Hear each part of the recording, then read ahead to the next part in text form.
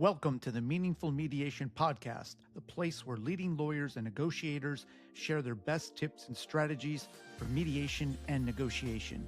I'm your host, Patrick Russell, a full-time Florida mediator and lawyer. My goal is to help you have an effective and meaningful mediation. Each episode will provide you with real-world strategies and tips to help you negotiate and mediate with confidence. Let's get to it. All right. Well, welcome back to the Meaningful Mediation Podcast. This is the show where we talk with lawyers, mediators, and negotiators who spend their time negotiating for a living. Today, I'm sitting down with Lancelot Lenard, who negotiates for a living, but in a very different room than most of my guests. Lancelot is a real estate agent powerhouse. He runs the Sir Lancelot Group, leads a real estate team out of Florida Homes Realty, and holds 2 formal negotiation designations. Lancelot, welcome to the show. I'm really glad you could have the time to come on. Thank you, Patrick. I'm happy to be here. And thank you. I mean, you interviewed me not that long ago, and based upon our interaction, I thought you would be a great guest from your perspective, because it's not just always about lawyers. I think we all can learn from people that negotiate. So you fall squarely into that. For sure. I hope you're going to interview one of my kids because they're some of the best negotiators I ever met. So before we get into how you negotiate, I want to start with how you got to where you are now. Tell me about how you landed at the Sir Lancelot Group and what led you to real estate.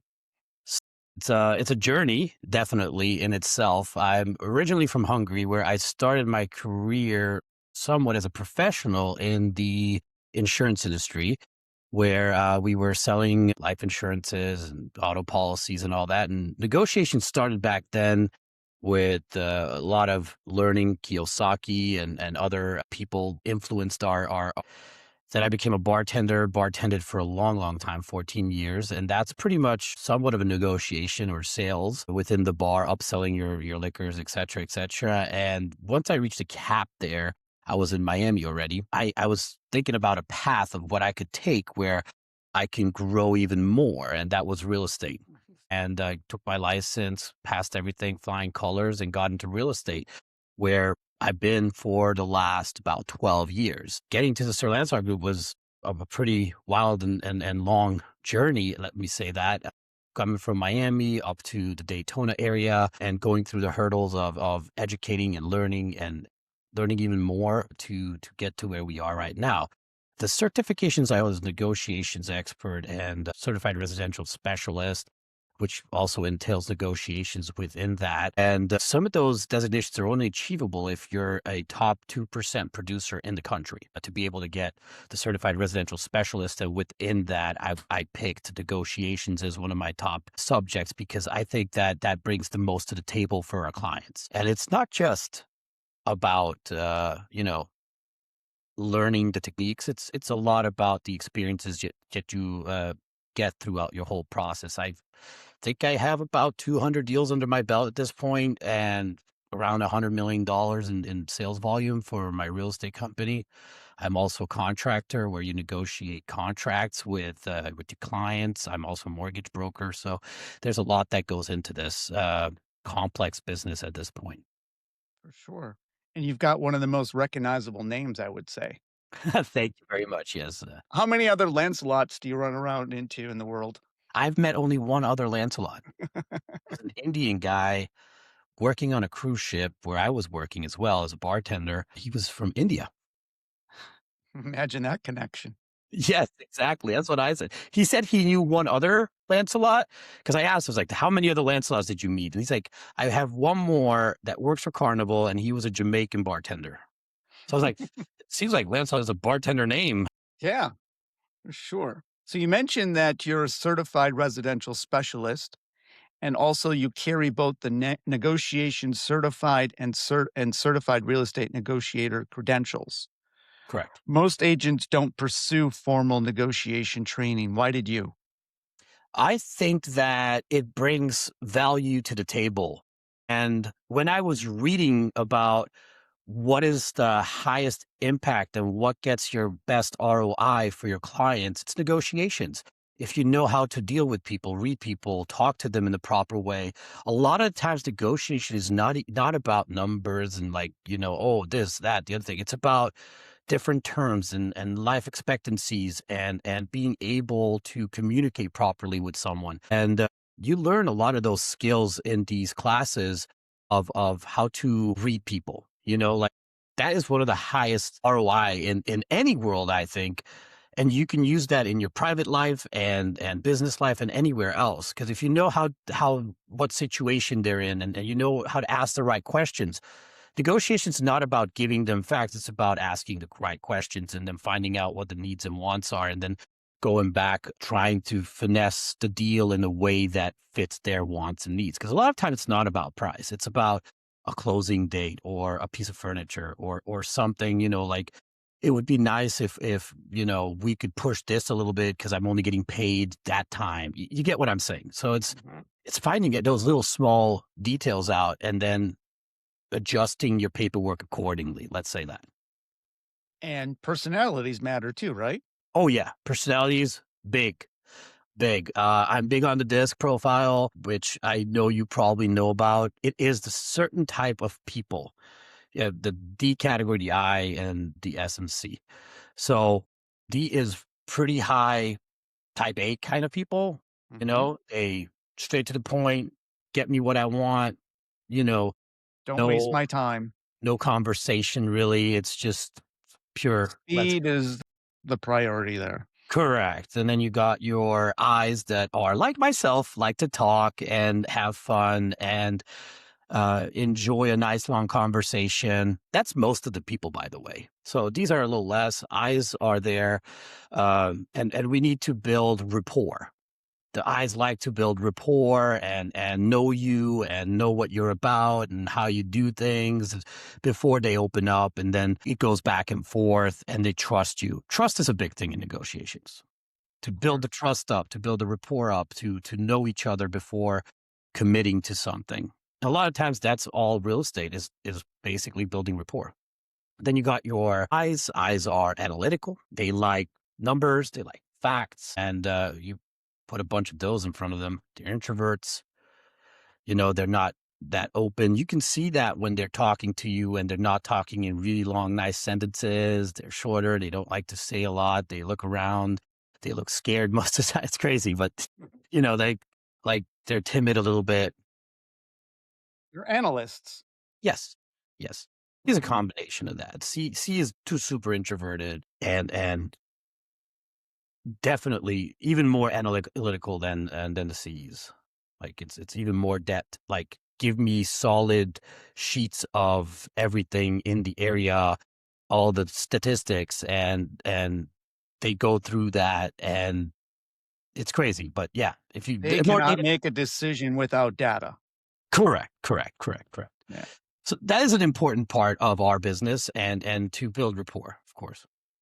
So what did negotiation, the coursework that you took, teach you that perhaps the day-to-day reps that you hadn't already learned? Oh, wow. I have to recall. There must have been some sort of eureka moments. Never meet in the middle was a good part, Mm-hmm. It's not always about the numbers, The never meet in the middle is a really good one because this is how a lot of people negotiate in real estate. This is the price we have it listed at. They come in at this price. Let's say $1 million is the list price. They come in at 900, and you already know that they're going to come up to 950 because they know that you're going to negotiate. They'll negotiate up a little bit, and you somehow meet in the middle. Mm-hmm. But it's not always the price that counts, as I said earlier. A lot of times, like the seller's like, well, I need 3 months to move out. So I'll give them the $50K discount if they give me 3 months to move out. So that's not really meeting in the middle, but it's making everybody happy. It's like a yes, yes, yes kind of situation. That is also super important in negotiations, in my opinion, is making everybody happy or unhappy. Because that's win-win. Exactly. That's when you know that you created a successful negotiation, when either everybody's happy or everybody's unhappy, because then it's balanced kind of in a way. Okay. So, in your world, parties are usually unrepresented by lawyers. The buyer and the seller are talking through agents. How does that change the negotiation dynamic compared to a deal where maybe lawyers are involved? So when lawyers take over, our jobs basically is to introduce the contract and the lawyers take over. They become After the that, negotiators. we step back and they take care of everything else. They negotiate, they email each other, and we get CC'd in on most of the things. So we update it and post it on things. But the work of that part goes to the attorneys. There's Do you also have another. any input? Do Hmm? they ask you for any type of insight or they just go on their own? They go on their own 90% of the time. And I'll tell you another thing, they complicate things for us most of the time because they're crossing things off the FAR bar contract, let's say.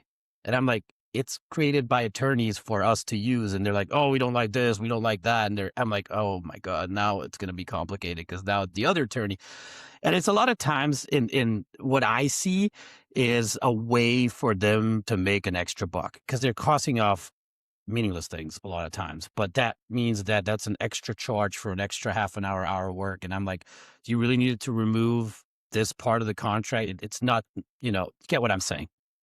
I don't demean their jobs or anything. I think they're really needed in big transactions, multi-million dollar transactions. It's good to have them in your corner. I had instances where the attorneys won for us a lot of things.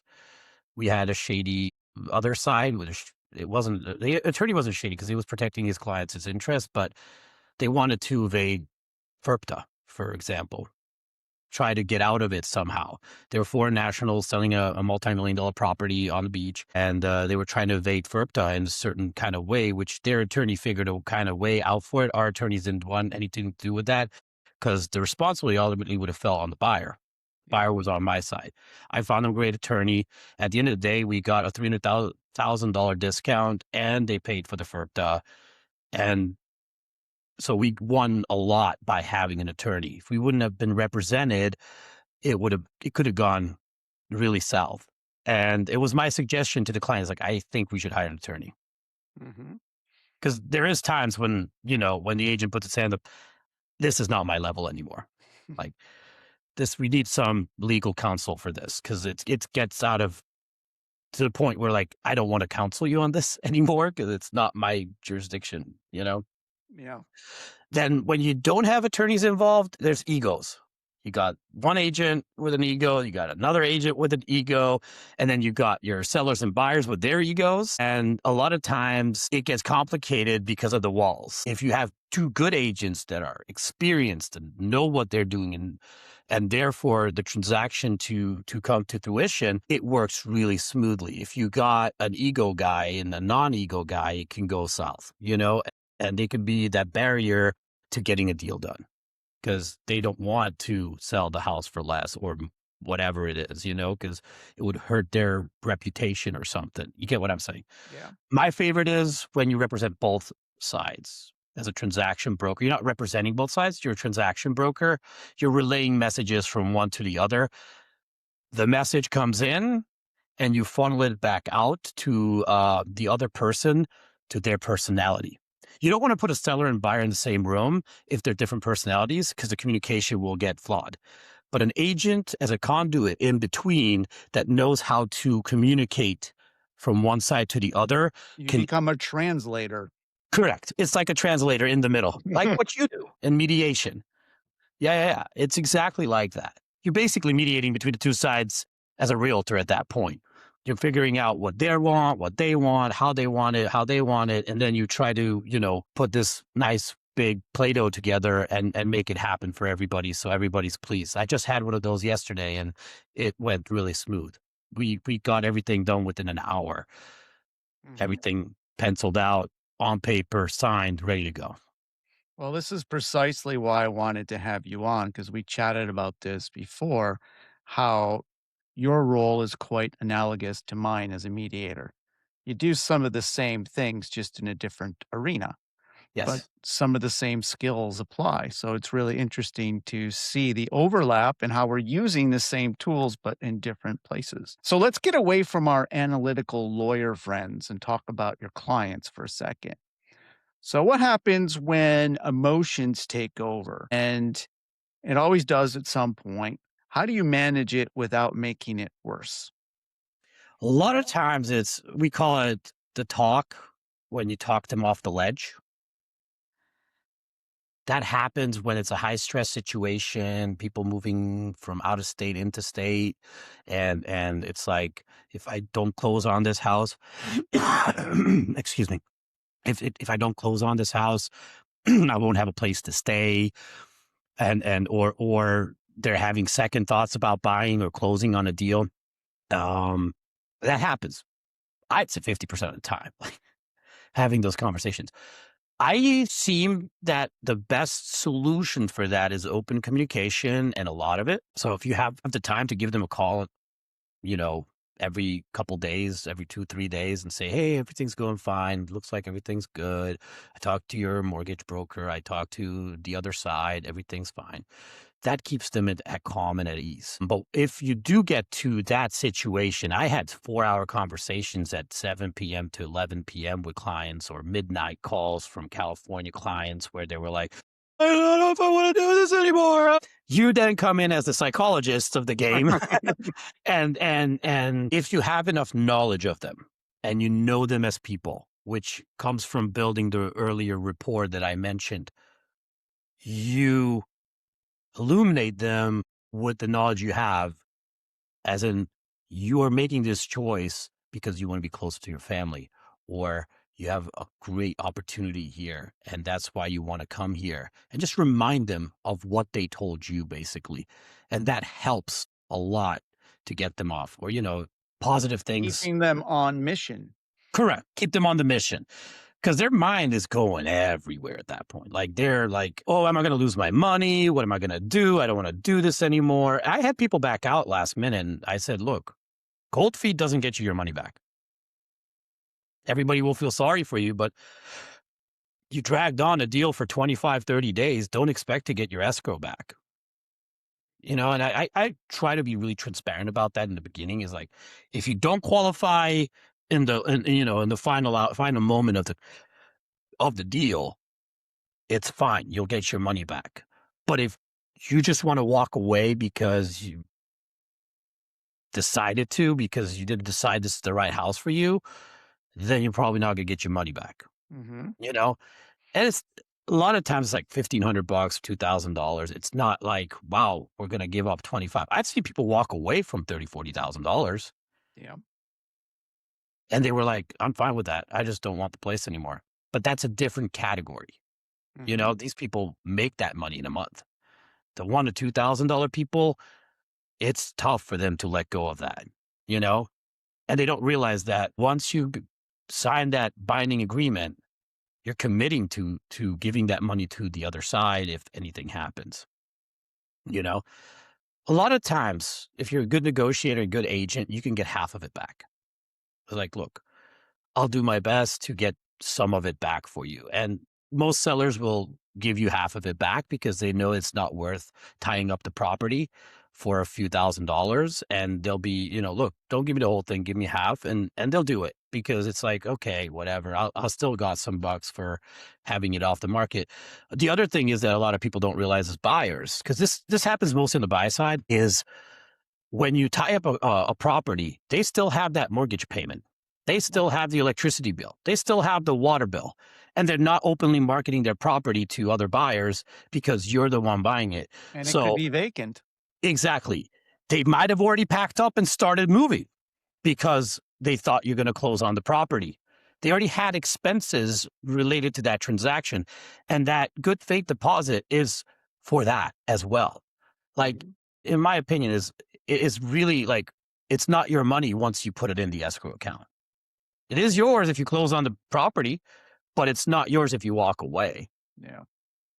Well, I think that all these transactions ultimately become high stakes, not because of the amount, but because to each person, this may be the largest purchase that they've ever made, that makes it automatically high stakes for them. That is I true. mean, homes are more expensive than cars, right? Yeah, And yeah. pretty much everything else you're going to buy. So that's why these have an extra little sauce, I say, these type of negotiations. It is, but a lot of times you're putting less down than you would for a car. Yeah, go figure. You understand that because when you, let's say you're a veteran and you're putting zero down, all you're paying for is your closing costs, $5,000 to $10,000, and you're getting a $400,000 or $500,000 house. What is the skin in the game for you? You know, you get what I'm saying? You're like, yeah, I just bought a $500,000 house. I have a mortgage, but no money But left. still, even in that case, no one wants to have a foreclosure. A lot of people could be worried, am I going to be able to make this payment?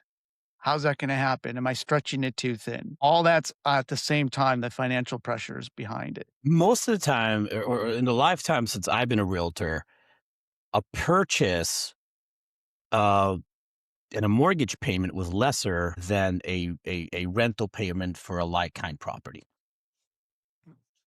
So at the end of the day, you want a 3-bed, 3-bath house or a 4-bed, 2-bath house, your rent's going to be higher than your mortgage payment. I think in the recent years, it's kind of flipped the opposite because rates went up. But in the bulk of my career, it was always under, which means that, well, you either have to pay rent and you get evicted, you get an eviction on your name if you don't pay it, or you get a mortgage, but you actually paying towards something that's going to be yours in 30 years, 100%. But So that why not? also depends on the market. Like there's certain markets where rents are becoming astronomical, Yeah, right? definitely. Because of the shortage. And that's also causing properties to rise in price as well. Yeah. Supply and demand, right? Basic economics. So let's switch over to our opening offers. So you've got the opening offer, the listing price, or even the the first offer from the buyer.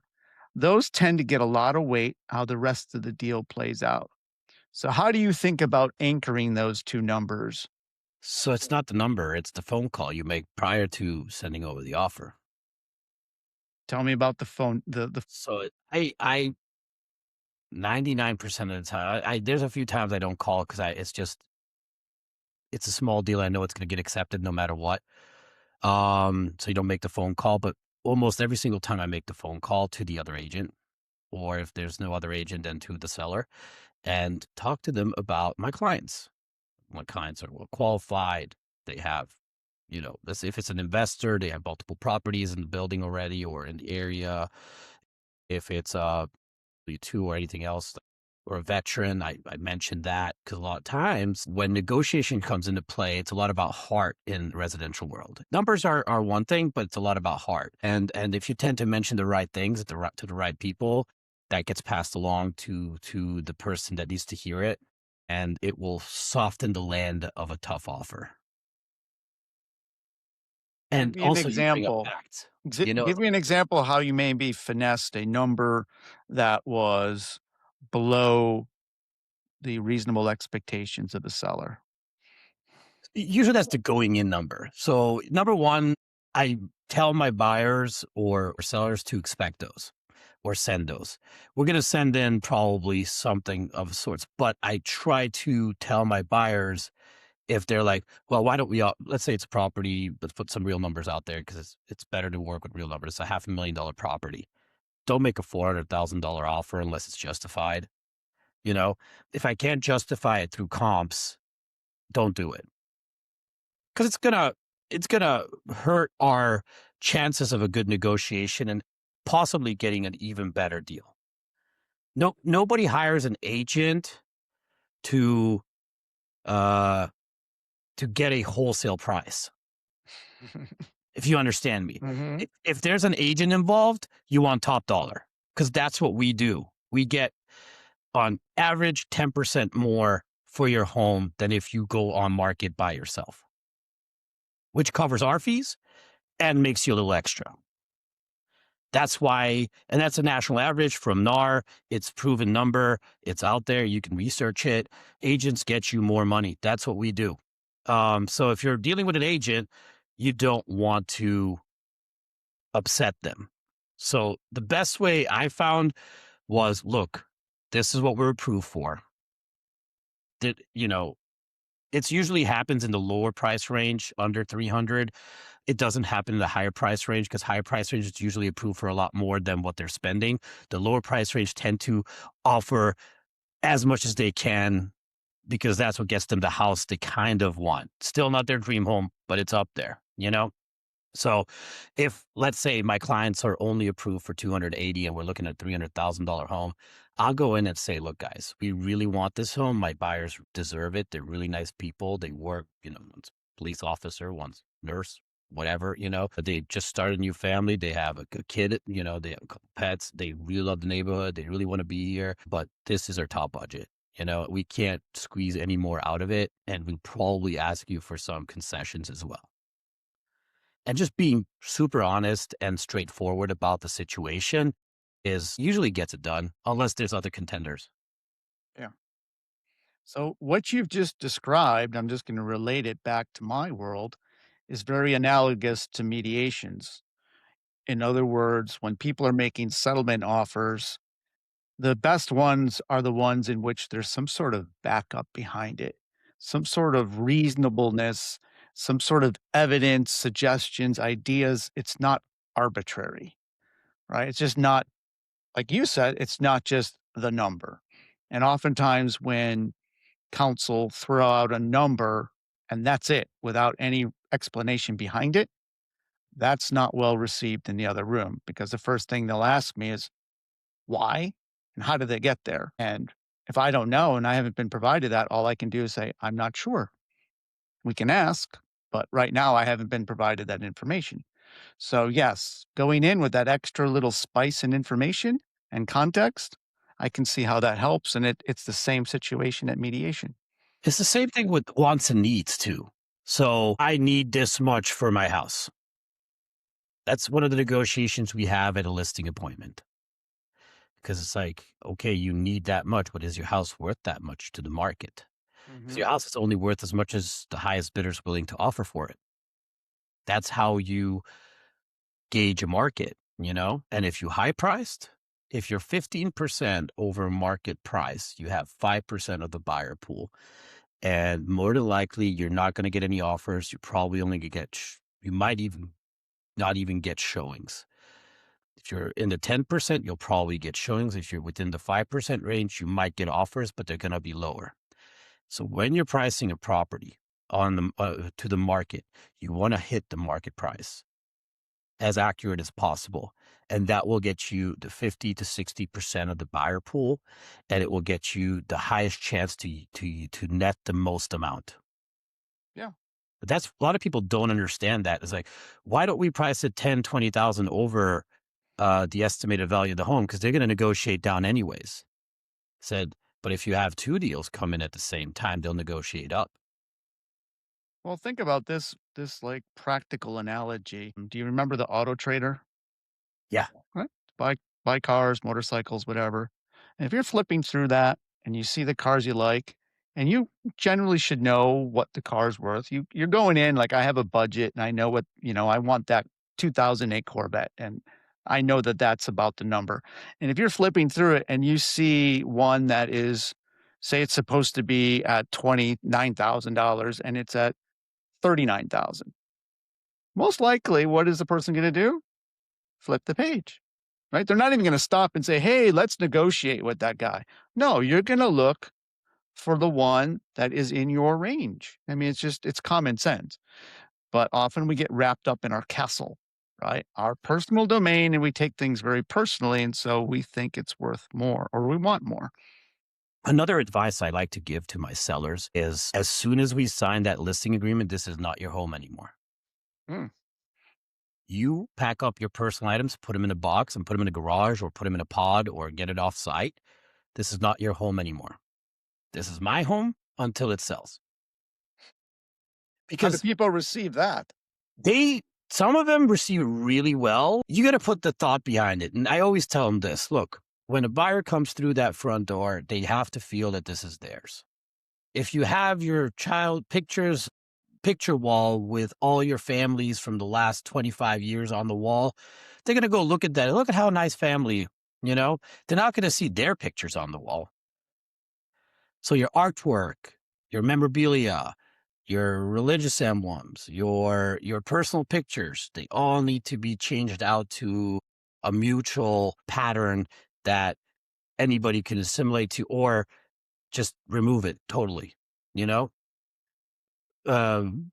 Examples, you put a Steelers flag up in the garage, let's say, and the buyer comes in and he's a Giants fan, or I don't know, I don't play Cleveland Browns, their rival. yeah, or a Browns fan, he's not going to want to buy that house. Oh, this guy's a Steelers fan. And sports is one of those things that you don't like to talk about when you're in negotiations, and real estate and bartending and all that. You know, religion, sports, and politics are a taboo topic. You don't want to talk about those because it can elevate people's blood pressure in a way that you don't want to do, you know, and it could turn a deal south because they're on the opposite side and you're trying to convince diehard Steelers fan that the Browns is better, you know, if you get what I'm saying. Yeah, good luck with that. You want to remove those to make a level playing field for everybody that comes in the house. It's the same thing with the religious emblems. You know, if you're a Catholic and a Jew comes in, or you're Jewish and a Muslim comes in or something like that, you know, you have religious items around the house. They might not want to buy that house because they'll feel uncomfortable there because of their beliefs. So that is one of the points that I put through on that. This is not your house anymore. The other thing I like to tell them is, I wrote the book, it's right behind me, is for the sellers, how to prepare your home for the market. Neutralize it. Get the purples out. Get the blues out. You know, like, I know your kid must have loved purple in the bedroom, but you want to go with a neutral color. Go with white or something, a beige or something that is not a really dominant color. Mm-hmm. Because they have to be able to picture their bed there, their furniture, their things, their knickknacks. You know, if you have toys for the kids, pack them up, put them away so they can picture their kids' toys there. And when you go through that, it's like a 20-minute conversation about this is not your house that I usually have from A to Z. And it is, a lot of people, oh, you're so right. You know, it's eye-opening for a lot of people. And then you get the people that, why can't I live my life the way I want? Well, you know, I'm selling my house. If I want to kick my shoes off, I should be able to kick my shoes off. I'm like, you're trying to sell a house. Then you're not serious enough. And you might want to give me a call when you're serious. Well, this goes also to the concept of the path of least resistance. So each one of those elements that you mentioned is causing a friction point in the buyer's mind. The purple wall, Yeah. don't like that, right? And that's the thing that's going to stick in their head. So now now they're visualizing, well, now I got to go to Sherwin-Williams. I got to hire somebody to paint the wall. Then they move on and see all these other objects or whatever it might be. To your point, they're all impediments, distractions, right? You want it to be a very smooth process, an easy transition. Correct. That is so right. Because the book I wrote is because I did over 100 transactions with buyers, and I'm watching them go around houses, and what they point out, if it's a mutual house, they're mostly like, okay, I like this, and they'll buy it. If it's with a lot of personal items, they go and look at the personal items and talk about those. They don't talk about the house. You get what I'm saying? So it's like, that takes away from trying to sell the house. Oh, look how cute family. Oh, look, he plays baseball. The other kid rides a bicycle, you know, and that's what we're talking about. The people that live in the house, not about the home. Yeah. And that's kind of like, as you said, it's a friction, because now they're thinking about that stuff instead of the house. And instead of thinking about that stuff, they should be thinking about how many bedrooms, how many bathrooms, how are the floors, how are the walls, how's the roof, how's the AC, is the kitchen updated, stuff like that. That's what they should be focused Price per on. square foot. Exactly. It's like an updated kitchen, an updated bathroom, uncluttered is awesome, you know, but you update the kitchen, update the bathrooms, and you have all your toothbrushes and cleaning stuff, and your countertops are full of stuff in your kitchen. Now it doesn't look like an updated kitchen because it's in constant use, so-called. So when you're preparing for this, prepare to kind of like almost like move out of your home every single day. Yeah. You know, you got to have tidy up, make the beds, remove all the clutter every day. It is a hassle if you have small children, but it is a way. And the best way is get a pod, fill it up before you list a home with stuff that you don't use and move it off property. That way the clutter is going to be less. You don't need 1,000 toys for your kid to exist for a month. Yeah. Just So say it. let's pivot over to your defining moment. So every negotiator has one. It's the deal you still think about, the one that maybe taught you something new that you didn't know. Tell me about a transaction that changed how you do this work. Could be the toughest, the most rewarding, something that is unique to you. What is yours? So I don't know if this was about negotiation, but I do have a transaction in mind. It was a small one. It was about $140,000 transaction. It was the second one I did in the area where we live right now. It was a listing, and I needed to get these people into a new home and get the buyer to purchase that home at the same time. It was like a simultaneous close, a purchase, and a sale. And the purchaser of that house is still working with me. I think we're like 8 or 9 deals in because he hired us to do the deal, both sides of the deal. These people have had the house paid off, which was awesome. But Social Security, not a lot of income. I had to, and they're old school too, so nothing online or anything. I had to grab her with her box of paperwork, put her down at a mortgage company. Back then, I used to do this. I don't do this anymore. But drive her down to the mortgage company, and we went through with the mortgage broker all her paperwork to find the ones that we needed to qualify them. The negotiations was fairly simple. It wasn't the negotiation part that was the big thing in that, but the whole concept of double close and the finesse behind that, because we had to close on their house in the morning, so they were homeless for a few hours until we closed on their new home earlier in the afternoon, having all the funds move at the same time from 2 different title companies and 3 agents and 1 mortgage broker. It was interesting nonetheless. And I still remember it till today. And I think it left a good point on me. I think the negotiation there was more about how we can get them into the new house. They had like $40,000 in credit card debt and how to solve that problem to qualify for the new mortgage. It was proceeds from the house, paying off debt to be able to put down a down payment for the new house, to buy the new house. So it was a complexity of the deal that was really interesting. The negotiation was fairly simple. It was a cash deal. Then there was a big one I've done a lot of negotiations. The most memorable ones are usually the seller finance ones because those are a little different. They're not like, here's some numbers and building rapport. It's like even an extra layer because now you become the guy that is advising your seller on how to do seller financing, especially if they've never done it before. And you're explaining to them is like, you're going to get a percentage of interest every month that's going to be paid to you in a mortgage payment. You're holding the note, you're the bank now, and explaining them the numbers and how the whole thing works out and how it could benefit them in the long run instead of claiming a big capital gains on the front end of it. Now you're slowly building up to the balloon payment when you pay your capital gains. So, and the tax behind that and the tax benefits of doing that. I'm not a tax professional, so don't quote me on this, but been through it a few times, so have some experience in, let's say this. Also not an attorney, you know that. Have to put those disclosures out there. Those ones are really good because you got one side that wants one thing and you got the other side that doesn't know what they want most of the time. So you got to train the one side that's usually your side is how the whole thing works prior to introducing to the numbers and relaying the message properly with the correct information is always vital in those situations. I had one that was $6.3 million that we did an owner financing deal with. It was a $3 million down payment and a $3.2 million loan with a 3-year balloon with like $100,000 monthly payments on it. Like it was a big deal.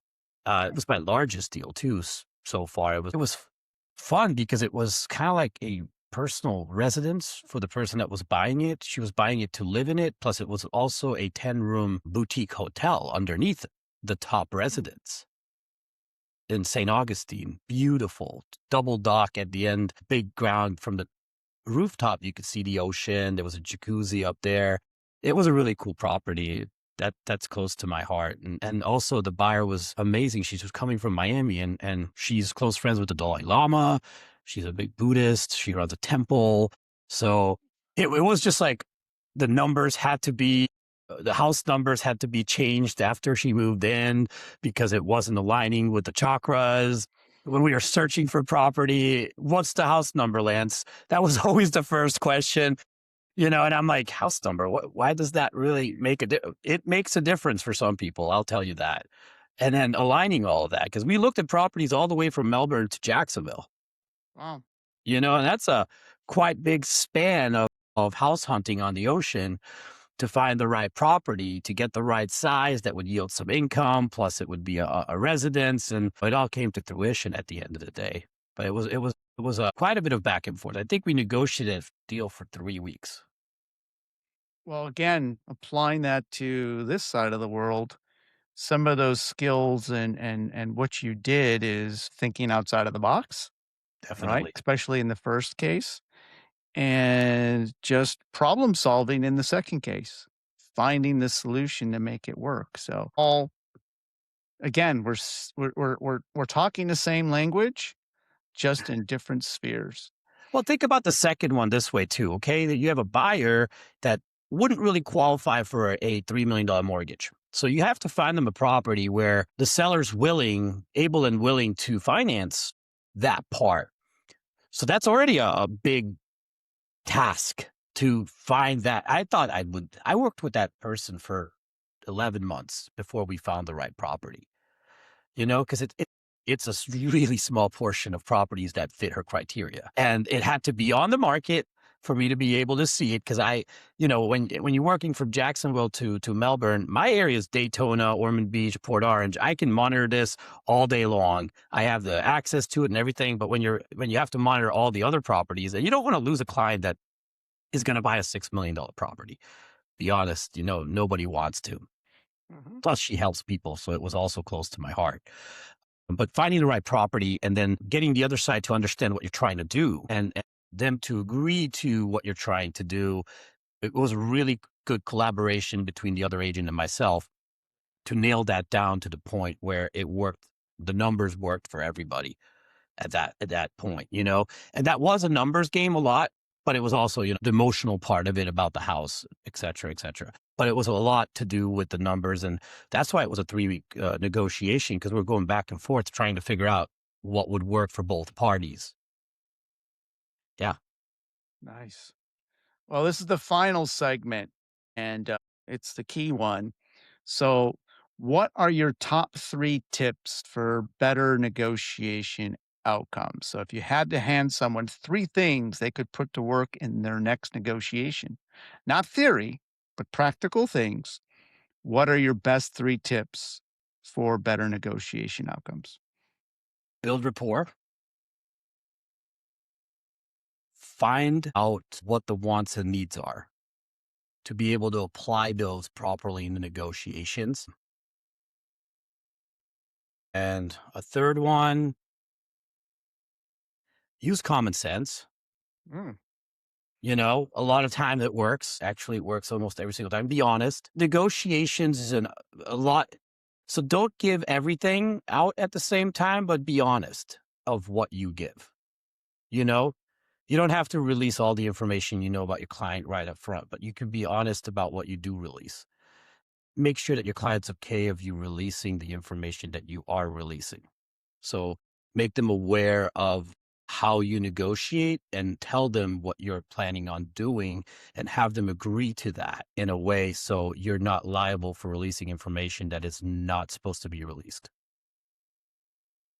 I very think good. I think those are some things that somebody could take today and use it and win Yeah. or not win, but be successful at negotiations. Well said. Well, Lancelot, I want to thank you for your time today. Your angle on negotiation is something that my listeners don't get often, but I think that as demonstrated, it overlaps a lot with what they do. And I really appreciate you coming on and bringing it. So if somebody listening wants to find or work with you, where should they go? Well, you can find me at www.sirlancelotgroup.com, my website, or you can reach me on my phone, 786-449-7518. Call me, text me. If I don't pick up, text me. I'll call you back for sure. Anytime, not anytime. Try to be between 8 and 8 if possible. Eastern time, not Filipino time. All right. And yeah, you can, if you want, I can drop you a popple. Text me and I'll send you back a popple. So you'll have my podcast, my social medias, and everything else that ties into me and my businesses. Excellent. All right. Well, if you enjoyed this episode, please hit follow on Spotify, Apple Podcasts, or wherever you listen. And if you're watching on YouTube, go ahead and subscribe and leave a comment. This is the Meaningful Mediation Podcast. So until next time. We hope you enjoyed this episode of the Meaningful Mediation Podcast. If you did, be sure to like, subscribe, and comment. Additional episodes can be found on YouTube and your favorite podcast channels. Until next time, less dispute, more resolution.